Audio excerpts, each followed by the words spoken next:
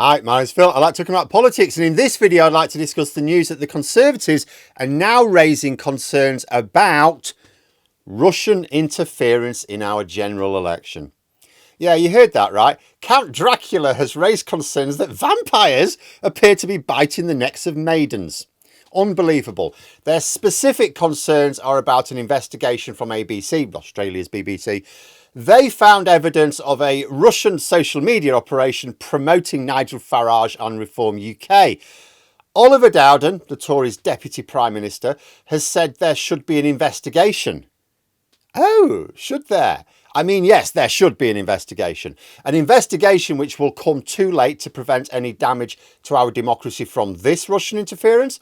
But do you know what would have been better than an investigation at this point? Some action when we'd already had years worth of suspicions of Kremlin interference in our politics. Should we go back and consider what the Tories' attitudes towards Russian interference in the past has been? And for this is just going to be the key point. I'm not even going to talk about the large sums of money donated to the Conservatives by Putin's oligarchs and their families over the years. No, in theory, you can take a donation and not do anything corrupt in return. I'm just going to be scrupulously fair, focus only on the actions of the Conservatives themselves. So shall we start with the obvious one? Boris Johnson is known to have an unhealthily close relationship with Russian oligarchs close to Putin, and yet Theresa May, Prime Minister at the time, chooses to make him Foreign Secretary. This is 2 years after Russia launched its initial invasion of Ukraine, remember. Something that Boris Johnson downplayed, something that Boris Johnson did not attack Russia for, in fact, backed Putin over. So Putin is undoubtedly a threat to European peace. He's actually invaded a European country, and yet Johnson is made Foreign Secretary at this time. Why does it matter? Because the Foreign Secretary is in charge of MI6, our sort of CIA. Now, it was rumoured that because senior Tories knew that Boris Johnson was not to be trusted, May took oversight of MI6 away from him, but I don't know how certain we are of that, especially as she's denied doing so.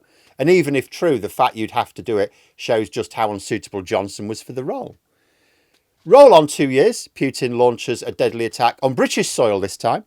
NATO countries are scrambling to discuss how to respond to this threat, and Boris Johnson, Foreign Secretary, slips his security details, so he's on his own, goes to Italy to attend a party hosted by Russian oligarchs, including Alexander Lebedev, KGB colonel.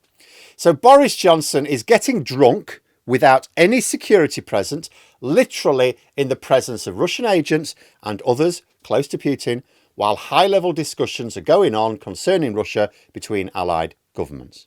Boris Johnson, as Foreign Secretary, will have been privy to highly sensitive information at this time. This should have been an instant sacking offence. In fact, you could argue there should have been far more serious consequences.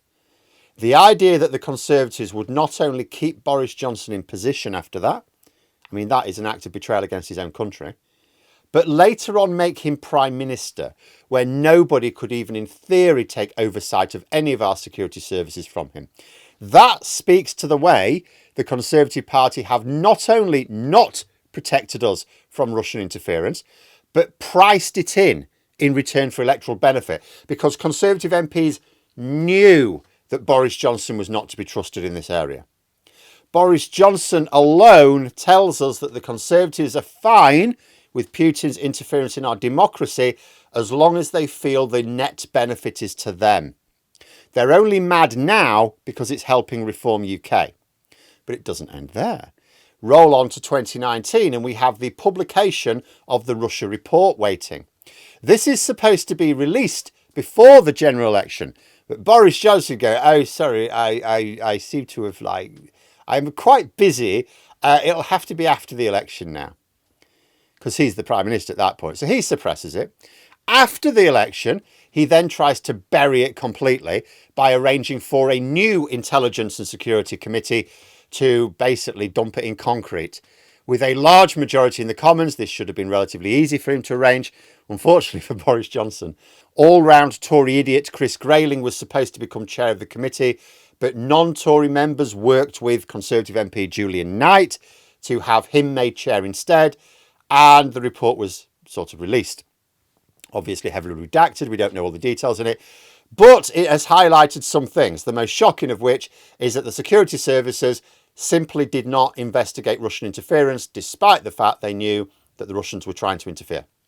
Because the implication, although I'll add in here, there's no definite proof of this, but the implication could be that the Tory government told our security services specifically not to investigate Russian interference, so that ministers could then truthfully claim when asked, sorry, we've seen no evidence of interference by the Russians into our democracy.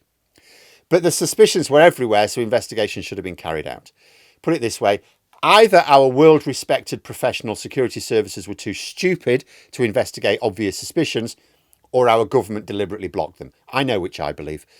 At the time, the reason the government, the government were desperate to avoid talk of Russian interference, and it's because the Kremlin had very heavily promoted Brexit with various social media campaigns in much the same way they're doing with Reform UK now.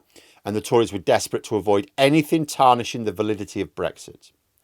But what the Russia report did say is there was definite evidence that Russia is trying to undermine our democracy. So that's not in any doubt at all. That the fact that the Kremlin have been trying very, very hard to undermine our democracy, as far as this Russia report is concerned, that is clear, that is established. As far as our security services are clear, that is established. As far as our parliament is clear, because they have accepted this report, that is established. The only thing that's missing is the evidence of to what extent have those efforts been successful or not. That's it. And that is because we refused to investigate. And now let's go to 1 year ago here. The National Security Bill is passing through Parliament. MPs across all parties, including some from the Conservatives, decide, yeah, we are vulnerable to, say, foreign donations, in particular from Russian sources. An amendment is presented to tighten up the law on this. The amendment is supported by a former Director General of MI5. The government said, oh, no, there's no need for this. This is absolute nonsense.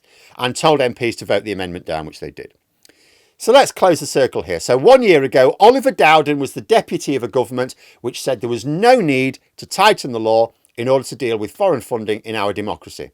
Today, he's saying, not only is there a need, but it's actually a major problem and there should be an urgent investigation. A more clear-cut example of just how unsuitable the Conservatives are to manage our national security, you could not imagine. You couldn't even make up a case like this.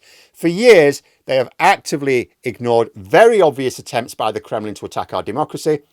Even when the report was released, when the Russia report was released as such in the form that we got it, and it said, yes, these attacks are going on an ongoing basis, they have still refused to investigate. The Russia report has told us this. The government knew of these attempts, did nothing to even investigate, and have not done since, let alone strengthen our defences. This is because they saw surrender as in their party's political interest. Now that it is no longer in their interest, they're whining about it, like an arsonist complaining that the fire has spread to their room as well. Still, they shouldn't worry. We've got a new government incoming. Labour have got no motivation to carry on covering this up. I'm assuming the Conservatives would like to make their first mission in opposition to call for the new Labour government to robustly investigate Russian interference. And also, while they're at it, find out how we managed to let a Putin oligarch and son of a KGB colonel into the House of Lords. Because remember, old Lebedev, he's known as Lord of Siberia. He needed Putin's permission to use that title. Oh, the Kremlin are terribly pleased that they've got one of their agents in our parliament. In the meantime, remember that the easiest way to get this done, of course, is not to trust that the Conservatives will want to take a lead on this in opposition. It's that the Lib Dems will lead the calls on this. So vote against every Conservative candidate across the country, and StopTheTories.vote have a handy little list of the 80 top target seats, which I will link in the description below. But there we are. Those are my thoughts. If you enjoyed the video, please subscribe for further content and click the like button. You can also sign up for memberships if you'd like to support the channel further. Thanks for watching. Until next time, I'll see you later.